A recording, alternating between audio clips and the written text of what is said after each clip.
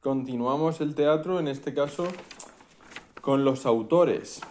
Hemos visto pues, toda la introducción, la historia del teatro, todas las distintas etapas que hemos comparado con cumplir años para hacer una pequeña regla mnemotécnica, ¿no? y acordarnos de las distintas etapas, de los 5 a los 10, de los 10 a los 13, 13 14, 14 15 y luego 15 16.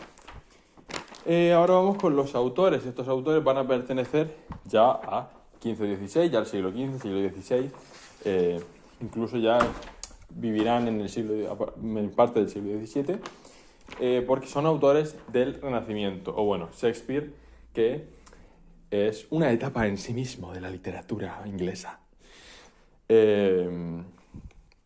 Autores. El primero que sale mencionado como uno de los University Wits es Christopher Marlowe.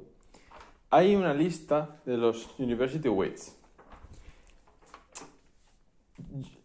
Podrías mirarte uno más, aparte de Christopher Marlowe. Yo lo voy a hacer. Me miraré uno más, ni que sea, a verse dos, por si acaso. Bueno, Christopher Marlowe vivió entre el 1564 y el 1593 y se murió, según dicen, de una puñalada en el ojo en una pelea en un bar. Un buen final. Su mayor logro importante, utilizar el verso blanco y transformar su estructura rígida en una estructura flexible. Es decir, jugar con el verso blanco, utilizar el verso blanco. Aquí vamos a hablar del GSP, Greatest Achievement, Style and Production. Vamos a hablar de su mayor logro, de su estilo y de su producción como autor. El mayor logro de Christopher Marlowe es, como digo, el uso exitoso del verso blanco, del blank verse. Es un tipo de verso que se origina traduciendo literatura antigua, se introduce en la literatura inglesa por Henry Howard, el conde de Surrey, el que cambió la rima de los sonetos. Ese participa en la introducción del verso blanco, el blank verse, en la literatura inglesa. Entonces, el verso blanco, blank verse, es un verso que no tiene rima, pero sí que tiene métrica. Es un verso que está escrito en pentámetro iámbico, iambic pentameter. Así que respecto al estilo de Christopher Marlowe, escribía en verso blanco, un verso sin rima que se compone del pentámetro iámbico. Su estilo tenía el nombre de The Mighty Line, la línea poderosa, ¿no? The Mighty Line. Y su producción cubre 6 obras que escribió en 6 años, porque luego la apuñalaron y se murió, la vida es muy mala. Son tragedias tradicionales donde hay pues, héroes dramáticos, se relacionan con el maquiavelismo, con el conseguir el poder. ¿Qué pasa cuando consigues el poder? Ser un outsider. Y obras suyas son Dr. Faustus, que la mencionamos en clase, hablamos de ella, Tamburlaine, The Jew of Malta, Edward II, Dido, Queen of Carthage y The Massacre at Paris. ¿Qué hay que recordar? Pues Dr. Faustus y The Jew of Malta, por ejemplo, el judío de Malta, ¿no? Christopher Marlowe, lo del blank verse y saber qué es el blank verse, porque puede ser una pregunta del examen, de estas cortas. What is blank verse and which author is characterized by the use of this kind of verse? Yo qué sé, por ejemplo. Pues puede ser, ¿no? Que una de las preguntas incluya eso. O which author was whose style was named as the Mighty Line. Tengan que decir que es Christopher Marlowe. Y que ese tipo de y que él usaba el blank verse. ¿Me entiendes? Que las preguntas pueden ir por ahí que son fáciles de plantear, ¿no? Una vez visto Christopher Marlowe, que es un University With, tenemos William Shakespeare. Casualmente también nace en 1564. De hecho, hay un meme que dice, bueno, que son la misma persona. William Shakespeare. Nace en el 64, muere en el 1616, en el 1616. Se relaciona mucho con Stratford-upon-Avon. Esto se da en cultura, si diste cultura, si estudiaste cultura, si aprobaste cultura. Se le considera, bueno, William Shakespeare, pues ya sabemos, uno de los autores más conocidos e con mayor influencia de todos los tiempos, del mundo entero. Es atemporal, es universal y es una etapa en sí misma de la literatura universal. Mucha rimbombancia natural, teniendo en cuenta que es de los únicos grandes de verdad autores de la literatura inglesa, que es una literatura más escueta que otras, como la española, teniendo en cuenta que, bueno, que el imperio colonial británico era grande, así que pues se expandió. Pero como dice Jesús Maestro, los ingleses no tienen un Quijote. Entonces, ¿sabes? Que Cervantes le podía ganar. O sea, me estás entendiendo por dónde estamos yendo, ¿no? Yo me voy por ahí. William Shakespeare publicaba en cuartos, que es como un cuarto de folio, es un formato. Y después de su muerte publicaba in folio, que es pues tamaño folio, porque su familia pues publicó por él. Se casó, tuvo hijos, tuvo descendencia.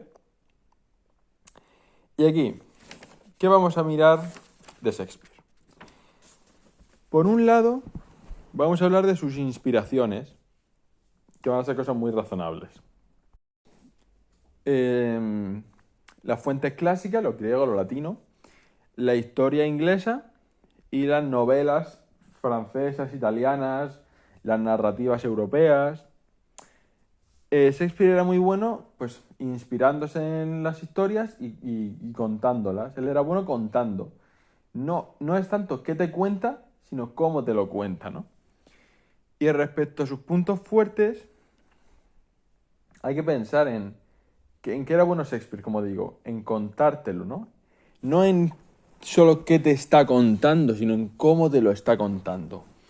Shakespeare era brillante en el uso del verso blanco, the use of blank verse, en crear metáforas, en crear diálogos ágiles y en tomar un punto de vista narrativo, una forma narrativa y transformarla en una forma de teatro dramático, ¿no?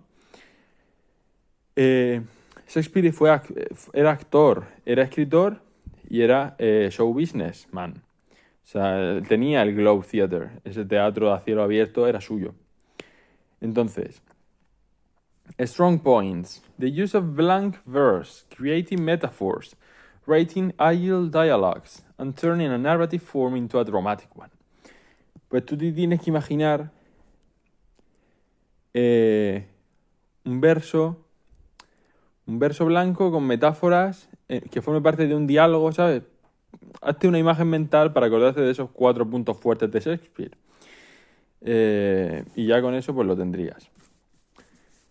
Y que se inspira pues en lo que te puedes inspirar en la vida. En las fuentes clásicas de los griegos y los latinos, en la historia de tu país o en las novelas europeas. Pues ¿en qué te vas a inspirar? Si no, es que tampoco fumaba y miraba a las estrellas, ¿me estás entendiendo? Que no está haciendo nada raro. Y con esto vamos a la ideología de Shakespeare. ¿Por qué hay un capítulo entero de la ideología de Shakespeare? Me alegra que me hagas esa pregunta. Porque esto sale en el examen. Hay una pregunta, una de las posibles preguntas es que hables sobre la ideología de Shakespeare. Pueden preguntarte sobre su ideología política o sobre su ideología social orientada al feminismo, que es lo que pone en la diapositiva. No hay sorpresas, mi gente. Sota, caballo y rey, no hay sorpresas. Está todo en el sitio donde está todo. Ya tengo cómo terminar los vídeos. Donde Tato. Aquí dice: It is very difficult to trace back Shakespeare's ideology of opposition. He is quite cryptic and offers many viewpoints in his plays.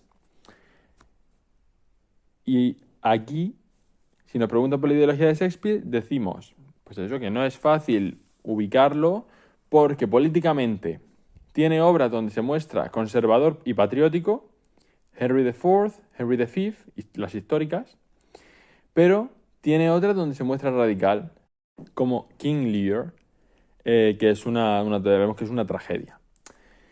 Respecto al feminismo, en algunas obras se muestra, como aquí describen, chauvinist, que es chauvinista, que digamos que es como machista, ¿no? Que muestra la superioridad de unos frente a otros, en The Taming of the Shrew, pero en otras obras muestra mujeres poderosas, sabias y autónomas. Según pone aquí, Twelfth Night,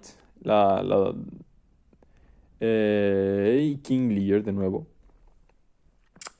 O sea que Shakespeare, en sus obras, Shakespeare se posiciona ideológicamente en tanto que lo hace en sus obras y sus personajes, haciendo que sea muy difícil describir de manera concreta cuál era la ideología de este autor. Aunque, bueno, como digo, existen muestras de que tenía la capacidad de ponerse en el lugar de distintas posiciones ideológicas, tanto de un lado como del otro. O sea, es una gran amplitud, ¿no? Ideológica, una gran capacidad para exponer las distintas partes. Esa reflexión, se hace esa reflexión y si cuela, cuela. Otra de las posibles preguntas que han dicho que pueden caer es que nombres obras de Shakespeare. Entonces, pues si te pide que digas 3 tragedias, Romeo y Julieta ya te la sabes porque existes en el mundo, Hamlet ya te la sabes de nuevo porque existes en el mundo, y probablemente pues Macbeth te suene, o King Lear, que ya te sirve como ejemplo para decir que a veces se mostraba radical y feminista, ¿no?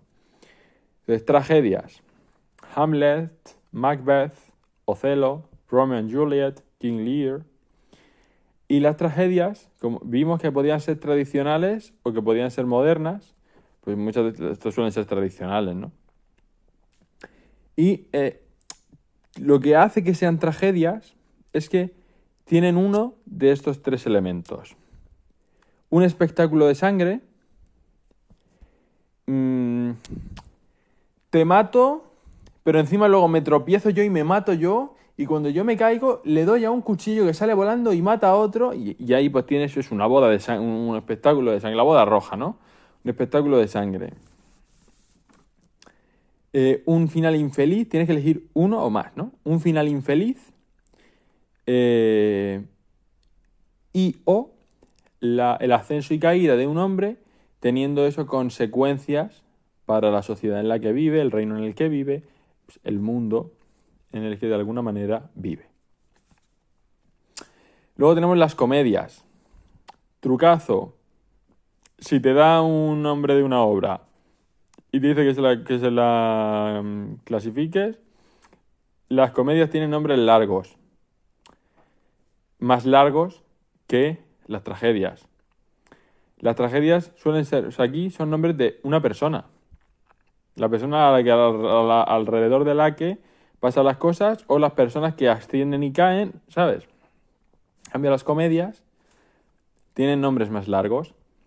The Taming of the Shrew, que es donde se muestra como chauvinista, ¿no? Machista. O, sí, contrario de un lado de la ideología. A Midsummer Night's Dream, Much Ado About Nothing, The Merchant of Venice, Twelfth Night, Measure for Measure. Y esos son comedias, nombres largos.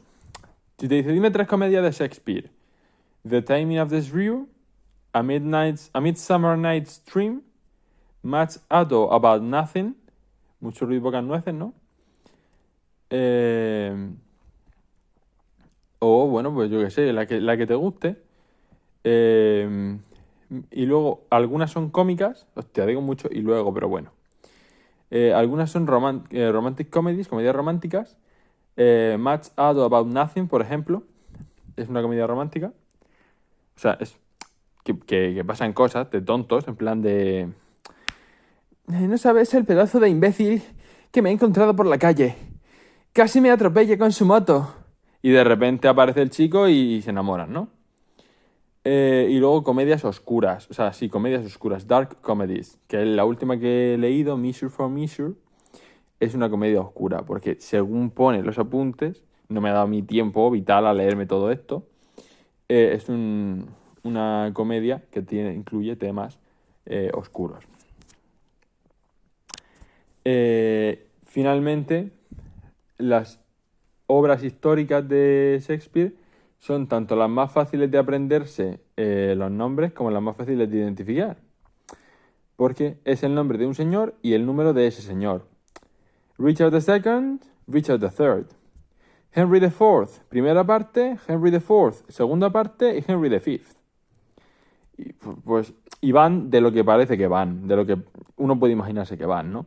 De una figura histórica en un momento significativo de su vida y observan pues cómo es la idea, el ideal del reinado, muestran héroes y sus debilidades y pues te hacen reflexionar sobre esos conceptos. Por lo tanto, para considerar que vas bien en drama, tienes que decir los tipos de tragedia, los tipos de comedia. Si puedes darme algún ejemplo de cada uno, mejor que mejor.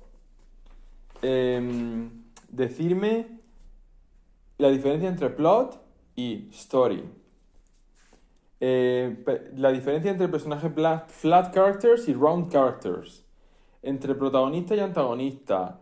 Protagonista y personaje secundario. El setting es solo el lugar. Dimensión textual. ¿Qué elementos pueden conformar el texto primario? Diálogo, monólogo y apartes, ¿no? ¿Cuál es la diferencia entre un monólogo y un soliloquio? Que en el monólogo puedes no estar solo en la escena, pero en el soliloquio estás tú solo en la escena.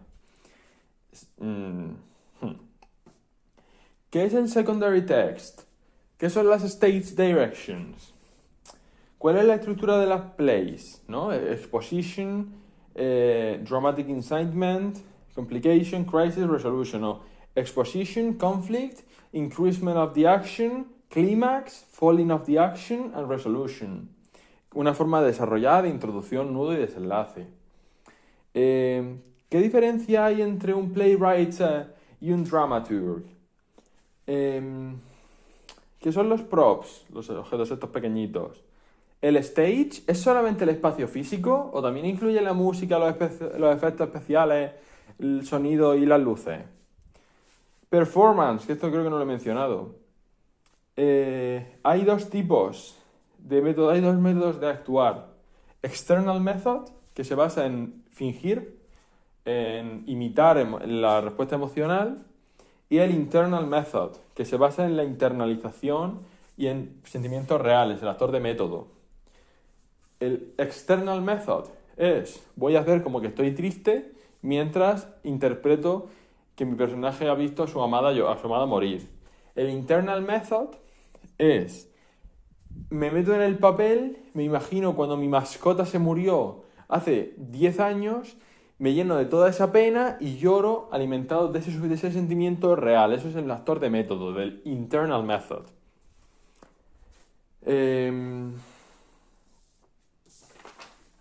Luego, a nivel histórico, del 5 al 10, nada. Del 10 al 13, del siglo X al siglo XIII, ¿cuáles son las principales producciones dramáticas? Liturgical plays in Latin, que son en la iglesia para enseñar. ¿Qué son los misterios? ¿Y los mystery cycles? ¿En qué siglo? Del 13 al 14. ¿Dónde? En la plaza de la iglesia. ¿Qué son los mystery cycles? ¿Qué son los mysteries y los mystery cycles? Plays, historias que se basan en el Viejo Testamento. Entretienen, enseñan, están en vernácula. ¿Qué son los pigeons? Los pageants. Los carros de caballos, carros tirados por caballos, donde se representaban los mystery cycles. los llevaban los gremios y la iglesia financiaba de alguna manera estas actuaciones. ¿Qué pasa en el siglo XV? ¿Qué pasa entre los siglos XIV y XV que cambia el panorama dramático? La reforma protestantista. No hay más, se cambia el panorama. ¿Qué son entonces las moralities y los interludios? Short comic, one act plays based on moral subjects. La psicomaquia, las siete virtudes, los siete pecados capitales, cómo chocan. Y, de nuevo, 14-15, la doble P, reforma protestante, y los primeros compañías profesionales, ya no son los gremios, sino que ahora hay compañías profesionales de actores que actúan en lugares públicos y en lugares privados. Empieza el Renacimiento del 1485 al final más o menos del reinado de James I, es decir, 1625 aprox, todo esto es aprox. Siglo XV, siglo XVI. ¿Quiénes son los University Wits? ¿Cómo surgen? ¿Por qué existen? ¿Qué hacen? ¿Qué hicieron? ¿Cuándo? ¿Siglo XV o XVI? Son los precursores de Shakespeare. ¿Por qué se dedicaron a la escritura de obras de teatro? Para ganarse la vida, porque no podían trabajar en la iglesia después de la uni, porque Henry VII le cortó las alas a la iglesia. ¿De qué temas trataban? Pues temas griegos y latinos, que era lo que habían estudiado, los héroes, las heroínas, el heroísmo. Trabajaban para la nobleza. En invierno, haciendo obras para ellos, y los actores también. O sea, los actores profesionales recibían las obras de estos University Wits y las interpretaban en la casa de los nobles en invierno y en las inns, INNS, durante el verano. Los inns, ¿qué son? Hotel o un salón de actos, rooms, special spaces, donde los actores podían vivir y podían actuar. Y también actuar pues, para la gente que venía nueva diariamente a ese sitio. Entonces, touring acting companies, es decir, las compañías de actuar, de actores que eran nómadas, que iban en tours de pueblo en pueblo, ahora podían hacerse semipermanentes. Es decir, estar medio año en la INNS, en la IN, y el invierno, que hace frío, pasarlo con los nobles en sus palacios haciendo obras. Así que tenían donde estar y audiencia siempre. O en los hoteles, porque iban a hospedarse y ya que están, pues ver la obra, o en invierno con los nobles que decían, sí, que yo me quiero entretener este invierno, que me voy al palacio de invierno y quiero estar entretenido. Y luego, ¿ves? Posteriormente, esta estructura de las inns, este salón de actos, donde se representaban obras relacionadas con los valores grecolatinos por la formación de sus autores, la universidad, el Renacimiento, 1485, 1625, por ahí. Es que es aproximado, no salen fechas. Es como mediado del siglo XVII, que es complicado, ¿no? No salen fechas así que no sean mitades o principios de. O por lo menos no las he encontrado así fácilmente. En lugares educativos y en palacios, universidades, colegios privados, se creaban inn-like o inn of court, que eran este mismo tipo de salón de actos, pero para que pudieran, para uso privado, ¿no? Para uso de la institución o del rico que la quisiera construir. Y así, pues es como se da lugar a los teatros, después de los inns, ¿no? Ya todo se ha profesionalizado, existen estructuras con la misma forma que los inns, con esta forma de salón de actos, lo que serían corrales de comedias. Surgen los teatros que se estaban construyendo ya en esa época para los que escribían obras, los University Wits y toda esta gente que gira en torno a lo mismo. Los teatros ¿Qué características tenían los teatros? Los había indoors, roofed, como el Black Friars, hermanas negras realmente, porque es fray de cura, ¿no? Black Friars, que tiene techo y tiene la forma de un salón de actos de estos de la corte. Luego tenemos The Swan, que eso es como el cisne, ¿no? Y The Globe Theatre. Estos pues tienen sus galerías, pero no tienen techo. The Globe Theatre y The Swan son open air. No tienen techo porque tiene que entrarle la luz. Porque, claro, estamos hablando del siglo XV-XVI, ya el siglo XVI, ya entrando en el XVII, y es que en esta época, ¿cómo eran las obras? ¿Cuáles son algunas de las características de la realización de las obras en el siglo XVI-XVII? En el Renacimiento, siglo XV-XVI. En los teatros, en los primeros teatros. Pues las obras se hacían durante el día, se usaban pocos props y vestidos, no había mujeres y el teatro era ruidoso.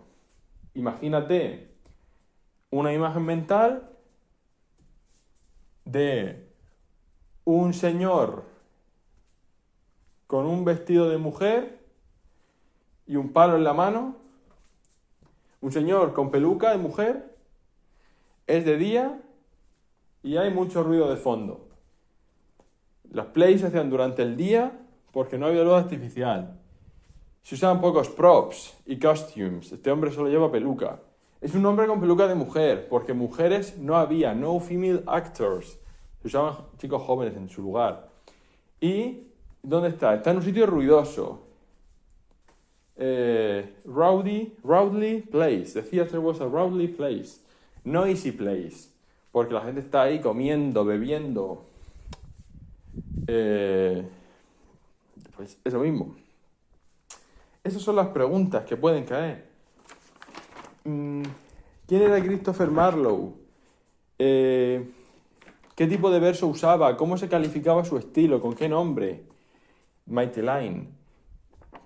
Su producción, 6 obras en 6 años. Todas tragedias. Ejemplo, Doctor Faustus. ¿Qué pasa cuando alcanzas el poder? Eran las preguntas que él trataba, ¿no? William Shakespeare. Es famoso, se le considera el mejor de todos los tiempos. ¿Dónde sacaba la inspiración? Pues de las obras clásicas, de la historia de su país y de la novela francesa e italiana. Pues claro, francesa e italiana. Si Romeo y Julieta se basa allí en los Capuletos y en los otros, que esos son de Italia. Si es que todo tiene sentido. Strong points de Shakespeare, ¿cuáles son?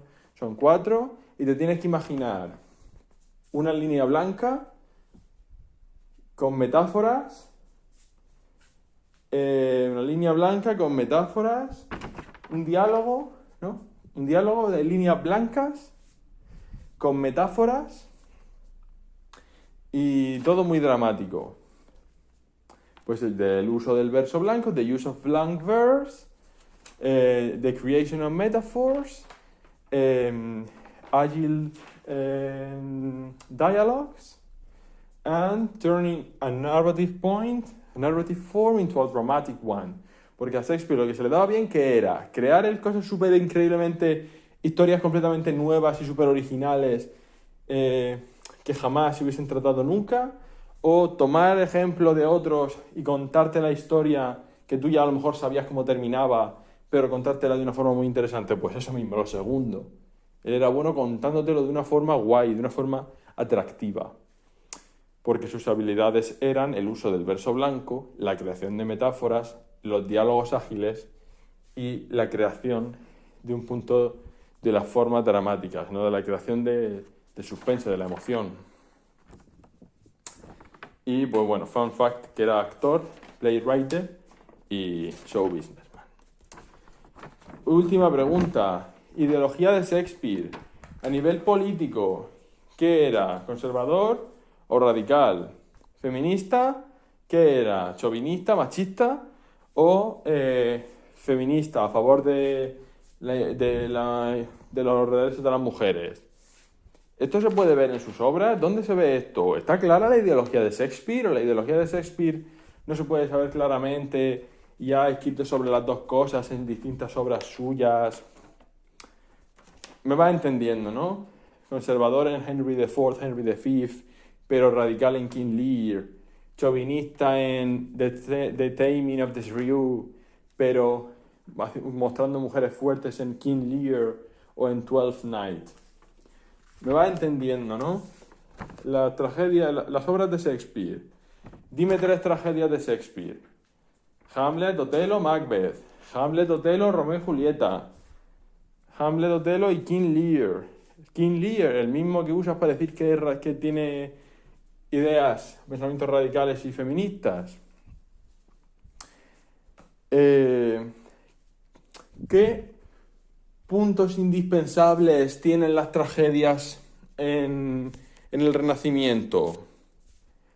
Un espectáculo de sangre, un final infeliz o el ascenso y caída de un hombre teniendo esto consecuencias de la sociedad. Las comedias, The Taming of the Shrew, A Midsummer Night's Dream, Much Ado About Nothing, o The Merchant of Venice, y algunas son comedias románticas, como Much Ado About Nothing, y otras son dark comedies, Measure for Measure. Y luego las históricas hablan de una figura importante en un momento concreto. Si es que te lo he repetido 5 veces, pero es que hace falta. Hace falta para que nos lo aprendamos los dos, que yo todavía no he hecho el examen. Richard II, Henry IV, parte 1, Henry IV, parte 2, Henry V, Richard III. Se centran en una figura famosa, en momentos de su vida, su toma de decisiones, cómo es reinar, héroes con debilidades, eso es, ¿no? Pues sí. Y así es como vamos a ver este tema. Ya hemos visto drama, con esto drama queda visto. Hemos aprendido, hemos ubicado ya a Shakespeare y cómo se inspira en las fuentes clásicas, la historia de Inglaterra y la novela franco-italiana, francesa-italiana, para hacer sus obras. Hemos visto todo y pues nada, solo queda rezar y pensar preguntas como ¿qué es un personaje redondo y qué es uno plano? Y nada, rezar y leer y pensar un poco sobre este tema que hemos visto. Y el verso blanco y todas estas cosas.